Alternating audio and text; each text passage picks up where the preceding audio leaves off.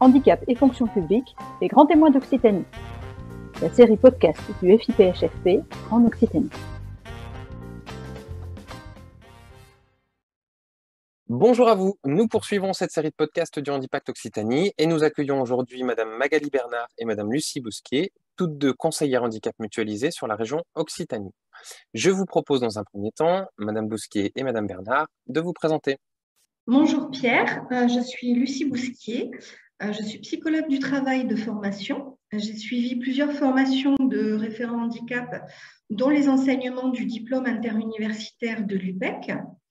En termes d'expérience professionnelle, après une première expérience en tant que formatrice et conseillère en insertion dans le secteur associatif, j'ai intégré les hôpitaux de Toulouse en 2001. J'y ai exercé des missions successives en lien avec le recrutement, le maintien dans l'emploi et le handicap.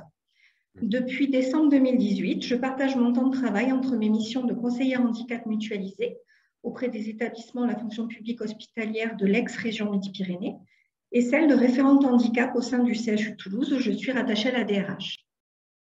Merci beaucoup Madame Bousquier. Madame Bernard, je vous laisse la parole. Bonjour Pierre, pour ma part, je suis Magali Bernard, conseillère handicap mutualisé Occitanie-Est. J'ai suivi et obtenu un Master 2 droit de la santé des établissements de santé à l'Université de droit de Montpellier. Dans le même temps, j'ai réalisé un DU, personne en situation de handicap. J'ai intégré le CHU de Montpellier en 2009 où j'ai exercé dans différentes directions avant d'intégrer en 2019 la DRH dans laquelle j'exerce la fonction de chargée de mission au sein du pôle accompagnement professionnel et social. Merci à vous deux. Alors, vous êtes toutes les deux conseillères handicap mutualisées, CHM, au sein de la région Occitanie. Est-ce que vous pouvez nous en dire un peu plus sur cette fonction? Depuis quand elle date? Quel est le rattachement hiérarchique à vos établissements, les départements sur lesquels vous intervenez, par exemple? Alors, la Fédération hospitalière de France au niveau national a signé en 2014 avec le Fonds pour l'insertion des personnes handicapées dans la fonction publique, donc le FIPHFP, un partenariat qui visait à assurer à l'échelle nationale la promotion de la politique d'emploi en faveur des personnes handicapées dans les établissements de santé et médico-sociaux publics. Le contexte de ce partenariat à l'époque était que si les personnes en situation de handicap dans la fonction publique hospitalière représentaient 5,2% au 31 décembre 2013, la fonction publique hospitalière présentait le taux de progression le plus faible des trois fonctions publiques. En outre, les hôpitaux et établissements médico-sociaux connaissaient insuffisamment les dispositifs offerts par le FIPHFP. Seules 51 conventions avaient été signées par le FIPHFP. Et par ailleurs, la fonction publique hospitalière était un grand contributeur du FIPHFP au niveau des contributions. Ce partenariat avait été jusqu'alors décliné opérationnellement dans 4 régions, dont le Languedoc-Roussillon. En novembre 2017, le conseil d'administration de la FHF Occitanie a pris la décision, à l'instar d'autres régions, de mettre en place une référence régionale de façon à répondre aux besoins de ces 13 départements. La fonction de conseiller handicap mutualisé a donc été redéfinie sur de l'expertise et s'articule davantage avec les référents handicap qui œuvrent au sein des différents établissements de la fonction publique hospitalière ou à l'échelle des GHT. Les petits établissements restent un point d'attention particulier pour l'aide à la résolution des situations complexes. À compter du 3 décembre 2018, 2 CHM, chacune pour un mi-temps, ont pris leurs fonctions. À l'heure actuelle, il s'agit donc de Madame Lucie Bousquier, installée au CHU de Toulouse et qui intervient sur les départements de l'Ariège, la Haute-Garonne, le Gers, le Lot, les Hautes-Pyrénées, le Tarn et Garonne. Et moi-même, donc Magali Bernard, je suis installée au CHU de Montpellier et j'interviens sur les départements de l'Aude, l'Aveyron, le Gard, l'Hérault, la Lozère et les Pyrénées-Orientales. Donc, nous sommes toutes les deux rattachées pour nos missions au directeur territorial au handicap Occitanie du FIP, qui est M. Guerrier de Dumas. Dans le cadre de nos fonctions, nous avons régulièrement des réunions techniques avec le DTH. De plus, nous avons 2 copiles annuellement qui réunissent donc le DTH et la FHF régionale, où nous présentons nos actions réalisées et définissons la stratégie à déployer sur nos territoires. Ok, merci à vous deux, c'est très clair. Alors, justement, vous évoquez les établissements et les territoires sur lesquels vous intervenez. Est-ce que les établissements sur lesquels vous travaillez répondent à une typologie particulière? Est-ce que vous accompagnez plutôt des petites structures de la fonction publique hospitalière, euh, des établissements de taille moyenne ou des établissements de taille importante qui ont déjà un référent handicap? Alors, concernant la typologie, 83% des établissements de la fonction publique hospitalière en Occitanie ont moins de 550 TP. Il s'agit principalement d'EHPAD, de centres hospitaliers locaux. Les établissements de plus de 550 TP sont généralement les centres hospitaliers régionaux, les centres hospitaliers spécialisés en psychiatrie et les centres hospitaliers universitaires. Dans le cadre de nos missions, nous sommes amenés à travailler avec tout type d'établissement au sein de la fonction publique hospitalière. Nous avons pour principale mission de promouvoir à l'échelle de l'Occitanie la politique d'emploi et de maintien dans l'emploi des agents qui présentent des restrictions d'aptitude à leur poste ou qui deviennent inaptes à leur fonction. À ce titre, nous concourons par notre expertise aux obligations qui pèsent sur les employeurs et qui résultent de la loi du 11 février 2005. Nous exerçons nos missions en lien avec tous les référents handicap qui ont été désignés au sein des établissements de nos territoires. Donc finalement, nous intervenons par la diffusion d'informations diverses sur les actualités en lien avec le handicap pour une meilleure connaissance des aides et des dispositifs du FIP et par un accompagnement à la résolution des situations complexes dans les établissements médico-sociaux ou hospitaliers au travers d'une structuration des parcours d'insertion et de maintien dans l'emploi des personnes concernées et la mise en réseau avec les autres employeurs publics et les GHT du territoire. En lien avec le DTH Occitanie du FIP et à travers le dispositif Handipact du FIP, nous animons le réseau des référents handicap des établissements autour de l'actualité relative à l'évolution de la réglementation, aux dispositifs et plans d'aide et aux obligations des employeurs. Ainsi, nous proposons et organisons des actions de communication, sensibilisation et de formation à destination des référents handicap des établissements, des directions et du personnel. Ok, donc c'est vraiment une surface d'intervention qui est relativement large et qui est par ailleurs relativement complète. Alors justement, quelles formes peuvent prendre vos accompagnements? Quelles sont les demandes les plus récurrentes des structures qui vous sollicitent? Comment ça se matérialise, vos interventions? Alors, nous déployons un plan d'action régional autour de 3 objectifs qui sont qualifier et accompagner les acteurs, favoriser le maintien dans l'emploi et le reclassement, informer, communiquer, sensibiliser. Donc, en termes de demande, caricaturalement, les établissements conventionnés avec le FIPHFP sollicitent des échanges de pratiques sur l'utilisation des aides et la mise en œuvre de la convention. Ouais. Les grands établissements qui ne sont pas encore conventionnés recourent à des conseils pour mettre en place une politique de handicap.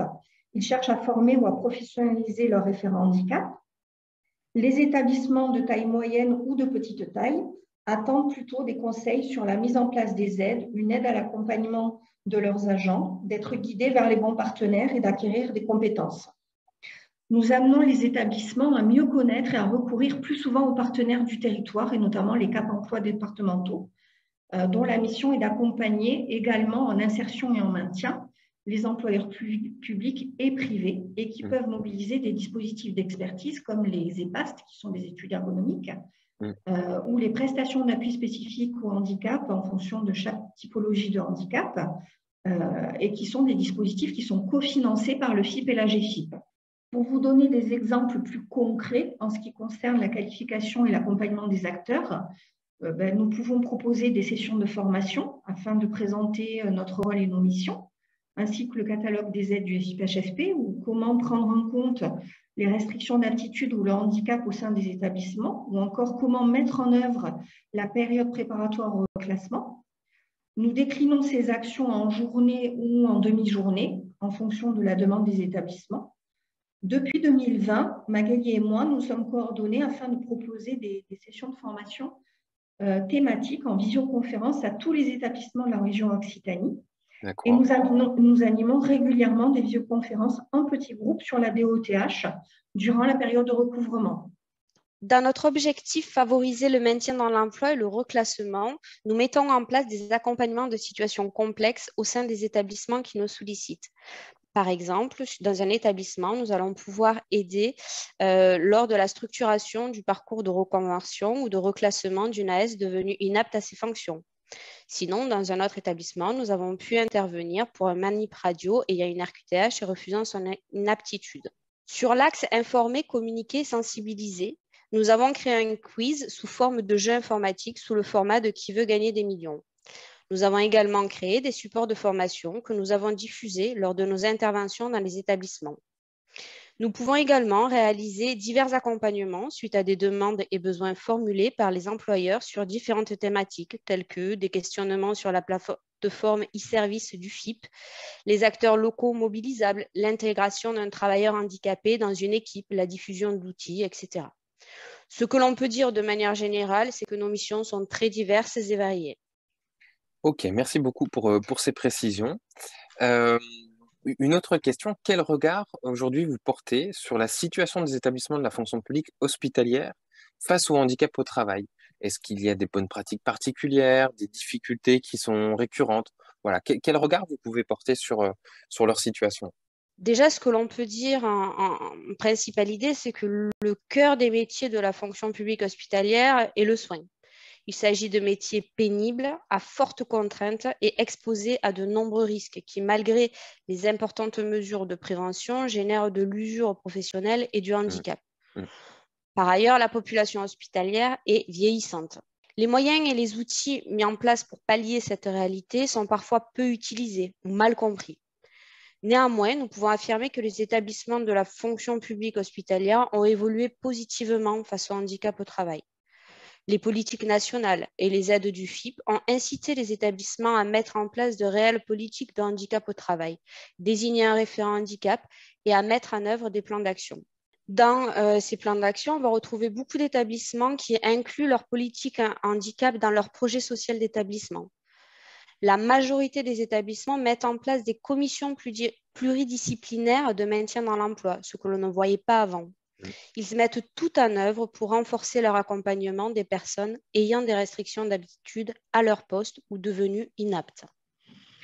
On constate que les établissements s'emparent de plus en plus des moyens et outils pour accompagner leurs agents afin de favoriser l'inclusion. En tout cas, nous accompagnons les établissements en ce sens.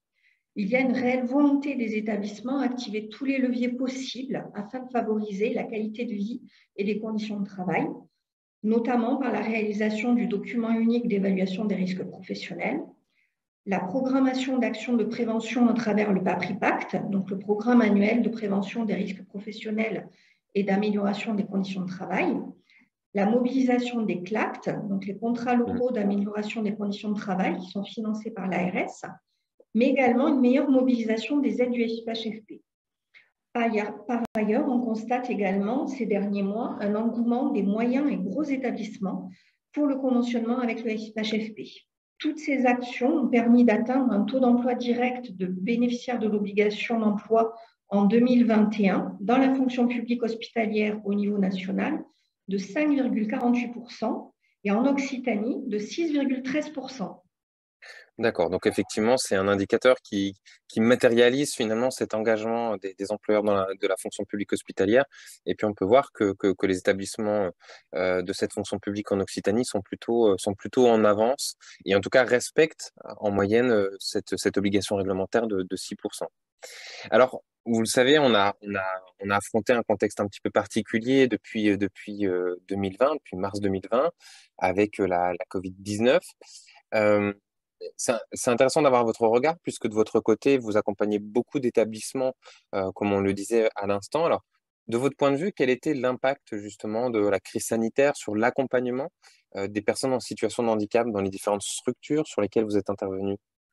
Durant cette période inédite et particulièrement difficile pour le milieu sanitaire, les établissements ont dû activer leur plan blanc en urgence afin de pouvoir redéployer leurs effectifs sur des missions de soins, de prise en charge des patients et mettre en place toutes les obligations liées à la situation de crise. En parallèle, le télétravail a été déployé très soudainement pour les activités qui le permettaient et souvent sans anticipation. Les organisations de travail ont été fortement impactées. Les actions de sensibilisation et de formation ont dû être s'inédiées.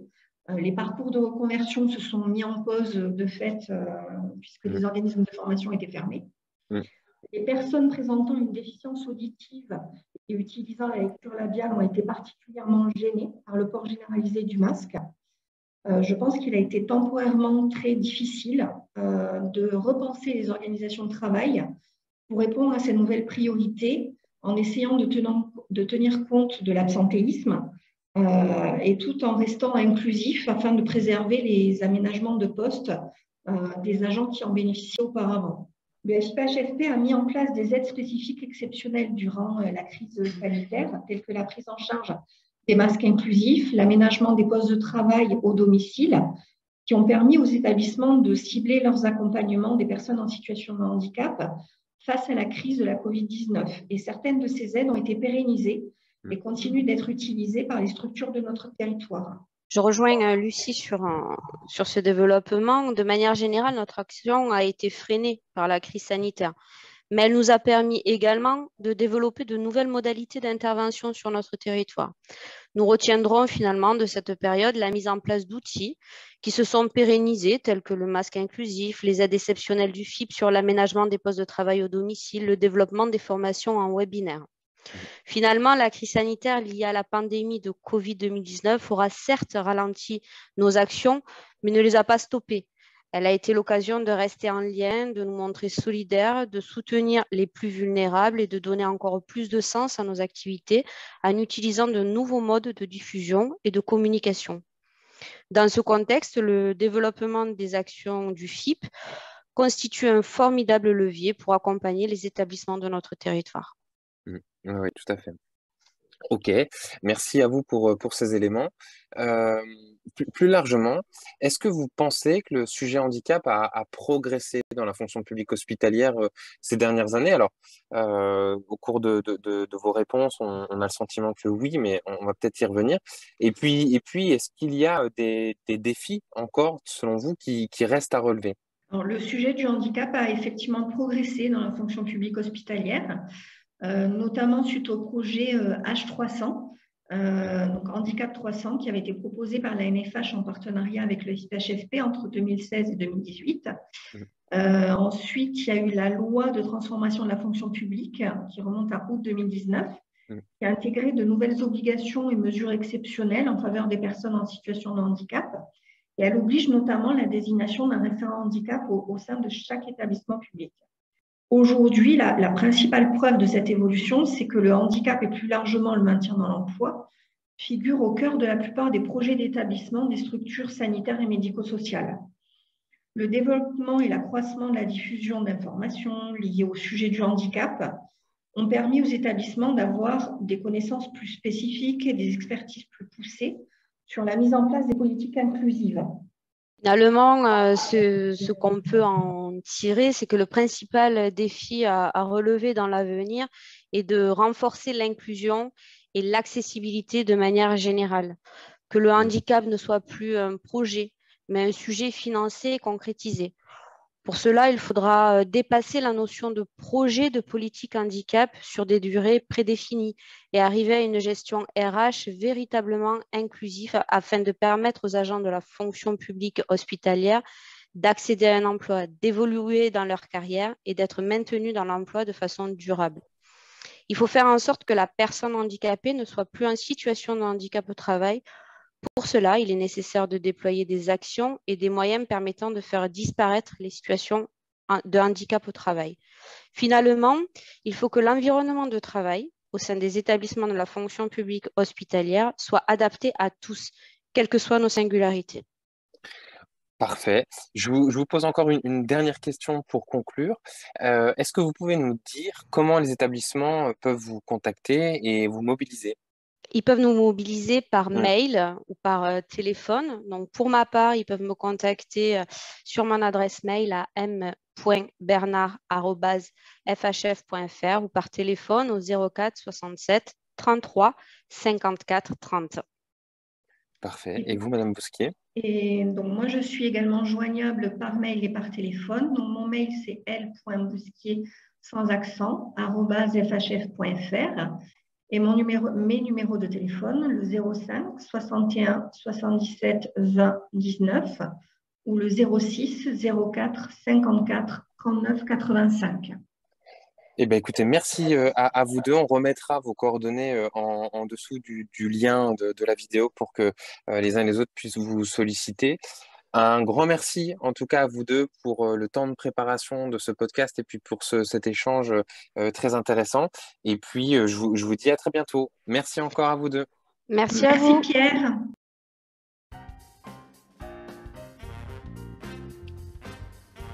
Retrouvez notre témoin du jour et toute la série podcast sur le site du Handipact Occitanie. À très bientôt.